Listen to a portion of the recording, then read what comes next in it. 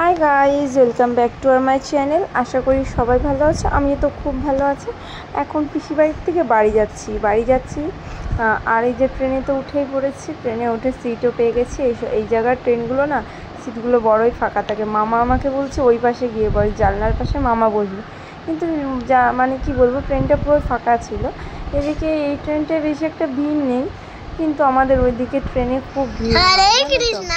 এই দেখো, এইদিকে আমরা রাস্তা পুরোই মাঠ, আর এত সুন্দর লাগছে না, মানে বোঝাই যাচ্ছে আর কিছুদিন পর দুর্গাপুজো। মানে এত কাশফুল ফুটেছে দেখেছো? আর হাওয়া দিলে না এই কাশফুলগুলো পুরো ট্রেনের ভিতরেও চলে আসছে। আর এত সুন্দর জায়গা, যেটা আমরা ছবি আঁকলে বোঝা যায় ছবিতে। তো চলে এসেছি আমরা কাটোয়া স্টেশনে। এবার কাটোয়ার থেকে আমরা আরেকটা ট্রেন ধরবো। ট্রেন ধরে তারপর নামবো হলো গুপ্তিপাড়া। তো এই যে এখন ট্রেনটা তো 1 নম্বর প্ল্যাটফর্মে দাঁড়িয়ে আছে। 2:25 হয়তো ট্রেনটা।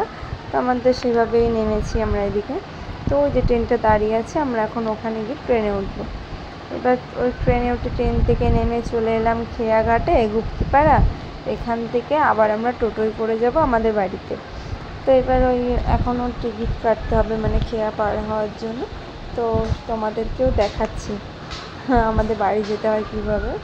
তো সেটাই, কিন্তু আমার বাড়ি তো উল্টো দিকে না, আমরা উল্টো দিকে এসেছিলাম। এটা তো শিয়ালদা হয়েও যাওয়া যায়, আমরা গুপ্তিপাড়া হয়ে গেছিলাম, তো তাড়াতাড়ি হয় এই দিকতে।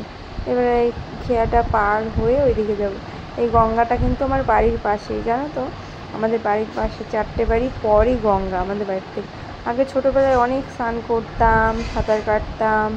আর এখন তো পুরো আমার অতিথি হয়ে গেছে, কারণ আমি কখনো বেড়াতে আসবো শ্বশুরবাড়ির থেকে, তারপরে আর কি গঙ্গায় স্নান করতে পারি। এখন আমি ফাইনালি বাড়ি চলে এসেছি। এসে স্নান টান করে একবার ঘরে ঢুকেছি। টাটা, ভালো থেকো সব।